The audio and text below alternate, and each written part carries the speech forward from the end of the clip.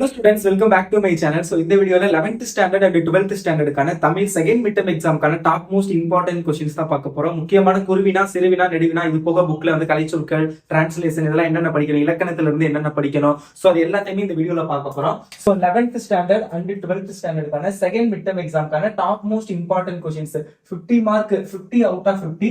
Some டிஸ்ட்ரிக்ட்ல வந்து 45 mark வைப்பாங்க. 45 நாள் 45க்கு 45 மார்க் எடுக்க முடியும். சோ 11th ஸ்டாண்டர்டுக்கு இந்த பக்கம் எழுதி இருக்கேன், 12th ஸ்டாண்டர்டுக்கு இந்த பக்கம் எழுதி இருக்கேன். ஃபர்ஸ்ட் வந்து நான் 11th ஸ்டாண்டர்டுக்கு சொல்றேன், அதுக்கப்புறம் 12th ஸ்டாண்டர்டுக்கு சொல்றேன். 12th ஸ்டாண்டர்ட் யாராவது இருந்தீங்க அப்படின்னா வீடியோ கொஞ்சம் ஓட்டி விட்டு வீடியோட மிடில் வச்சு பாருங்க. வீடியோ ஆல்மோஸ்ட் ஒரு பாதிக்கு ஓட்டி விட்டுட்டு பாருங்க. ஏன்னா கடைசியில தான் 12th வந்து சொல்ல போறேன். ஓகே, 11th and 12th ரெண்டு பேருக்கும் இதே வீடியோல தான்.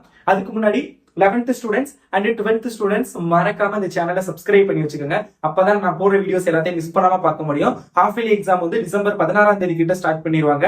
சோ ஹாஃப் இயர்லி எக்ஸாம்க்கான இம்பார்ட்டன்ட் क्वेश्चंस நம்ம நவம்பர் ஒரு 15 அந்த டேட்ல இருந்தே அப்லோட் பண்ண ஆரம்பிச்சிருவோம். சோ மறக்காம சேனலை சப்ஸ்கிரைப் பண்ணிட்டு 11th and 12th ஸ்டூடெண்ட்ஸ் மறக்காம வீடியோக்கு லைக் பண்ணிருங்க. நீங்க 11th ஸ்டாண்டர்டா இல்ல 12th ஸ்டாண்டர்டாங்கறத கமெண்ட் பண்ணுங்க. ஓகே, ஃபர்ஸ்ட் 11th தமிழ் பார்க்கலாம். 11th ஸ்டாண்டர்ட் மறக்காம நீங்க 11th இருந்தீங்கன்னா வீடியோக்கு லைக் பண்ணிட்டு 11th கமெண்ட் பண்ணிருங்க. 11th தமிழ்ல வந்து மொத்தம் வந்து இயல் 6, 7, 8, 3 இயல் தான் உங்களுக்கு வந்து மிட் டர்ம் போர்ஷன். சில டிஸ்ட்ரிக்ட்ல வந்து 6வது இயல் 7வது இயல் மட்டும் கொடுக்குறாங்க. சில டிஸ்ட்ரிக்ட்ல பாத்தீங்கன்னா 7, 8 மட்டும் கொடுக்குறாங்க. சோ சில டிஸ்ட்ரிக்ட்ல 3 யூனிட் இருக்குது. சோ அதனால நான் 3 யூனிட்டுக்கும் சொல்றேன். உங்க சிலபஸ் உங்க ஸ்கூல்ல சொல்லியிருப்பாங்கல்ல, சோ அதுக்கேற்ற மாதிரி நீங்க படிச்சுக்கோங்க.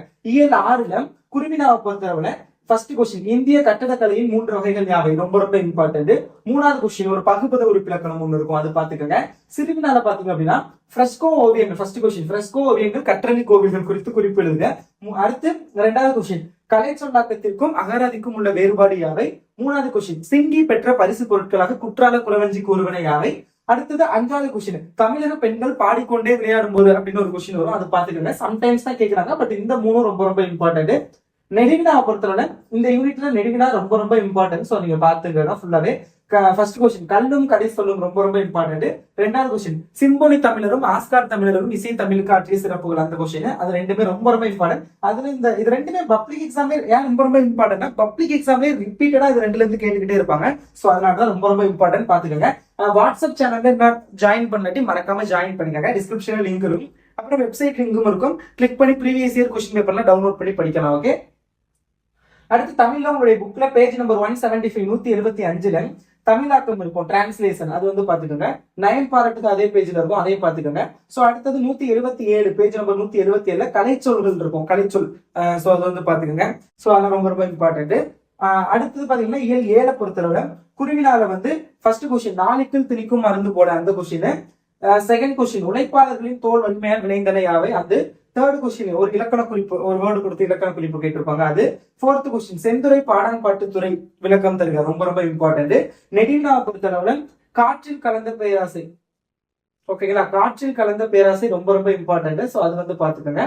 சோ அடுத்தது பாத்தீங்க அப்படின்னா பாரதியார் ஒரு புரட்சி கவி. சோ பாரதிதாசன் ஒரு புரட்சி கவி, ரொம்ப ரொம்ப இம்பார்ட்டன்ட். காற்றில் கலந்த பேராசையும் பாரதிதாசன் ஒரு புரட்சி கவி, இது ரெண்டும் பாத்துக்கோங்க இயல் 7ல.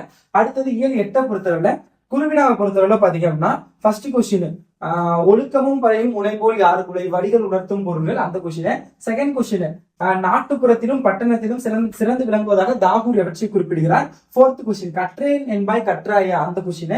இது மூணுமே ரொம்ப ரொம்ப இம்பார்ட்டன்ட். சிறுவினால பாத்தீங்க அப்படின்னா தேர்ட் கொஸ்டின், நான் கொஸ்டின் நம்பரையும் போட்டிருக்கேன், நீங்க பாத்துக்கலாம். வாய்க்காலின் சிறப்புகளாக கூறப்படுவன யாவை? ஃபோர்த் கொஸ்டின் தாமசிகம் என்றால் என்ன? இது ரெண்டும் ரொம்ப ரொம்ப இம்பார்ட்டன்ட், ரெண்டுமே ரொம்ப ரொம்ப இம்பார்ட்டன்ட். நெடினா பொறுத்தவரை ஃபர்ஸ்ட் கொஸ்டின் நடராஜன் தனிமொழி குறித்த அந்த. செகண்ட் கொஸ்டின் சிதறிய கடிதங்கள், ரொம்ப ரொம்ப இம்பார்ட்டன்ட். சிதறிய கடிதங்கள் உணர்த்தும் செய்திகளை சிதறாது விளக்குக, அந்த கொஸ்டின். அடுத்து பேஜ் நம்பர் 227ல இது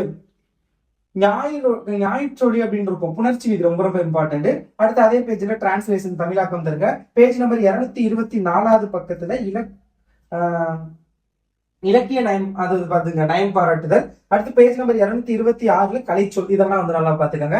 இப்போ வந்து 12th ஸ்டாண்டர்ட் தமிழ் பார்க்கலாம். 12th ஸ்டாண்டர்ட் ஸ்டூடெண்ட்ஸ், நீங்க 12th ஸ்டாண்டர்ட் நீங்க வந்து 11th 12th நீங்க 12th தான். சோ கமெண்ட் பண்ணிருங்க நீங்க வந்து 12 ஐ அம் 12th அப்படின்னு. அண்ட் ஆல்சோ பாத்தீங்க அப்படின்னா இந்த வீடியோக்கு மறக்காம லைக் பண்ணிருங்க. டிஸ்கிரிப்ஷன்ல வாட்ஸ்அப் சேனல் லிங்க் கொடுத்திருப்பேன், மறக்காம ஜாயின் பண்ணிக்கோங்க. ஓகே, இப்ப 12th தமிழ்ல இயல் 6 பொறுத்தளவுல நான் சொன்னதுதான் 11th சொன்னதுதான். இயல் 6, 7, 8 3 இயலுமே ஒரு சில ஸ்கூல்ல சிலபஸ் கொடுத்திருக்காங்க. ஒரு சில ஸ்கூல்ல 6, 7 மட்டும் கொடுத்திருக்காங்க. ஒரு சில ஸ்கூல்ல 7வது யூனிட் 8வது யூனிட் மட்டும் கொடுத்திருக்காங்க. சோ அதனால நான் 2 யூனிட்டுமே 3 யூனிட் கொடுக்குறேன். உங்களுக்கு சிலபஸுக்கு ஏற்ற மாதிரி படிச்சுக்கோங்க.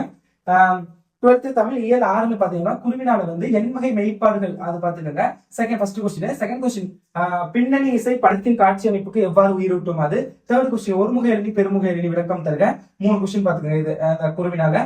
சிறுவினா பொறுத்தளவுல ஃபர்ஸ்ட் கொஸ்டின் நாட்டிய அரங்கின் அமைப்பு பற்றி அந்த நாட்டிய அரங்கின் அமைப்பு குறித்து இளங்கோவடிகள் காட்சிப்படுத்தும் அந்த பாத்துக்கோங்க. திரைப்படத்தின் காட்சி ஆற்றல் அந்த கொஸ்டின் பாத்துக்கோங்க, 3வது கொஸ்டின்.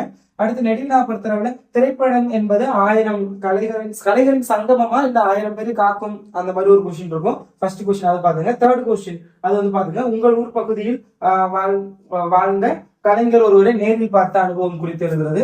பேஜ் நம்பர் 154ல பொருள் வேறுபாடு வந்து தொடர் அமைக்க களம் புல் உலை இது மாதிரி இன்னும் 2 எக்ஸ்ட்ரா இருக்கும், நான் எழுதல, பட் எல்லாமே பாத்துங்க. அதுல இந்த உலைலாம் வந்து நிறைய தடவை எக்ஸாம்ல கேட்டது, அதெல்லாம் கொஞ்சம் நல்லா பாத்துக்கோங்க.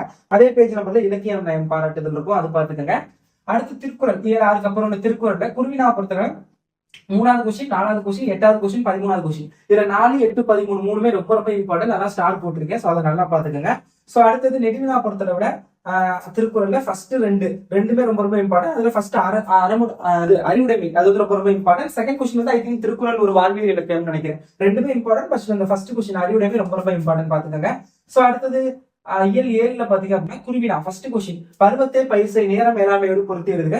தேர்ட் கொஸ்டின் அறிவுடை வேந்தனை நெறி குறித்து பிசிறாந்தியார் ஒருவனையாவை. ஃபோர்த் கொஸ்டின் செவி அறிவுறுத்துறை அந்த பாத்துக்கோங்க.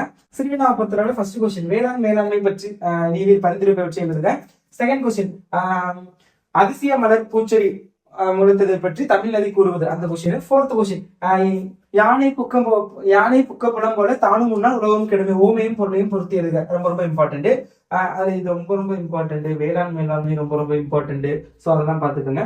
சோ அடுத்தது நெடுவினாவை பொறுத்தவரை பாத்தீங்க அப்படின்னா புகழூர் கல்வெட்டும் நிர்வாக மேலாண்மை குறித்து இறைன்பு கூறும் செய்திகளை தொகுத்து எழுதுக. ரொம்ப இம்பார்ட்டன்ட். செகண்ட் கொஸ்டினும் தேர்ட் கொஸ்டினும் பாத்துக்கோங்க.